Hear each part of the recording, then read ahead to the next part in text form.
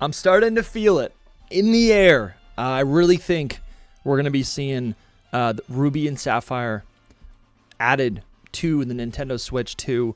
Or I guess they could be just for all Switch systems. They're just going to be available on the eShop. I really think, I want to talk about Ruby and Sapphire, maybe even Emerald, being added to the Switch systems. I think what has been on my mind, I've been loving Pokopia. I'm finally making some pretty good headway through the plot. I'm almost on the 4th location in that game, but I've just had Hoenn on the brain. I really have. I feel like, literally, it's the 30th year anniversary, and it has been a celebration of Kanto with Pokopia and Fire Red and Leaf Green. But playing through Pokopia, it's reminding me that the events of the Kanto games happen simultaneously with the events, canonically, of Ruby and Sapphire. And playing through Pokopia, I'm also realizing, right, it's like a game that takes place, I think it's a little bit unknown, but I'm reading it like at least 100 years into the future. It's like this post-apocalyptic timeline. I think these are canon events in a specific timeline after Fire Red and Leaf Green. Or Pokopia takes place in Fire Red and Leaf Green, but the events, I think, are actually a result of what if Team Magma won. Team Magma in Ruby version, their mission was to expand the land. That was their political statement, their official political statement. But what that actually meant was to capture Groudon and to cause volcanoes to erupt around the globe. And if you don't know, that would be truly catastrophic if that happened. I believe that is how that is a popular theory for a mass extinction event, I think, related to the dinosaurs, I think, right? There's so many pieces of evidence in Pokopia talking about extreme weather conditions that all the different Pokemon regions around the world were struck in. And yeah, I think this is so cool. We've seen this in other types of media. There's like some Zelda games where it's like, okay, the setup of this Zelda game is, it follows the events of a what-if scenario if, the hero of time lost an Ocarina of Time, for example, right? It's like, what if the bad guys won? That's what this story is. And I think Pokopia is a story about what if Team Magma won in the Hoenn games, and Groudon was able to summon all these volcanoes, not only destroying all the space around the volcanoes, but also the soot would, block out sunlight. And so I kind of want to, I wasn't going to do this, but I guess I kind of want to do this. Like in Pokopia, let's see if I can do it off memory. In the first area, there is no rain. There is a drought. The wastelands they're full of drought. There's no rain. And you conclude the first area by talking to none other than Kyogre, which is the box art legend of Team Aqua, which is obviously, right, the arch nemesis or whatever of Groudon, right? Groudon has created a drought. Kyogre comes along to produce rainfall. That's great.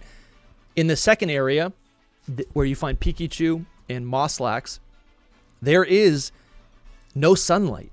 And what I mean by no sunlight, I guess what I'm saying is like, there's, I guess that wouldn't have to do with Groudon, but what that would have to do with is the volcano and the volcanic ash that has like blocked out the sunlight. It's changed the climate, so there's no sunlight.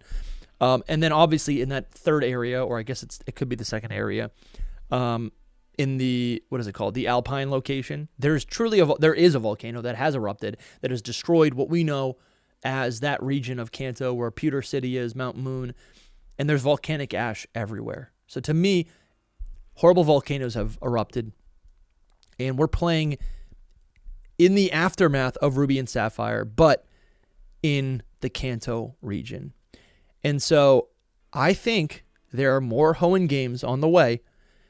And I got an idea right here that I wasn't going to say. The first idea, obviously, is Ruby and Sapphire are going to come out later in the year. I think that's going to happen.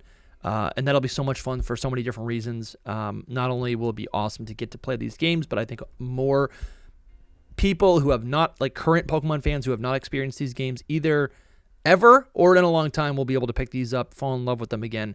I feel like Hoenn is horribly underrepresented right now. I love these games so much. And there will obviously also, I mean, to me, there's confirmation because of the post-game events of Fire Red and Leaf Green.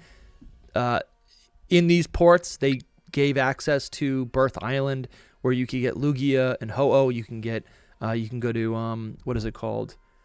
Or maybe it's Naval Rock. I'm forgetting now. I'm getting them kind of confused. But you can also get a Deoxys in this game. In Ruby and Sapphire, there are some of these events. I think the Eon ticket is available to get, so you can get both of the Latis. But also, if we get Emerald version, that's a how perfect would that be?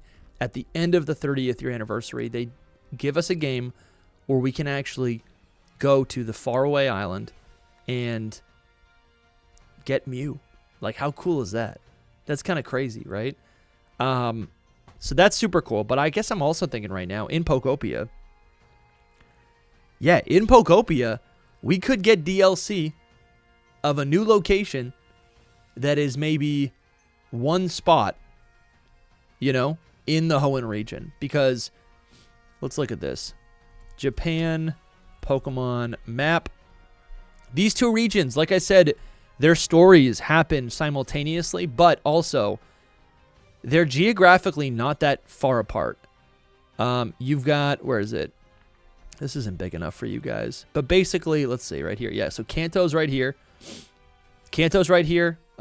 Central, Pokemon Japan at the southern part of the, of the region.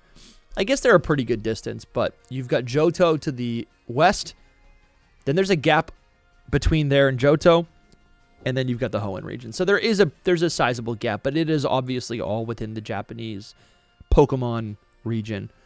And yeah, I don't know. I'm just thinking about it. I'm like, that'd be kind of cool. There are more locations in Kanto for us to visit, but it would also be kind of cool if like we could hop on over and go to the Hoenn region. So I don't know. I've just been thinking about this more and more. What I did, I've been playing Fire Red now in Japanese just for the fun of it, because when you give them an English name in the Japanese game on my Switch, like it actually, like the font is different. So for whatever reason, it just feels different.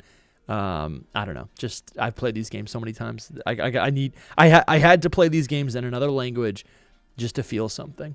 But I don't know. Let me know. Are you excited to get Ruby and Sapphire? Are you excited to? Are you excited? Are you enjoying Pokopia? I'm loving all of the lore from Pokopia. It's been so much fun. Yeah. Let me know what you think. Thanks for watching. Go check out. I just put out a new video. It's a big theory about Pokopia.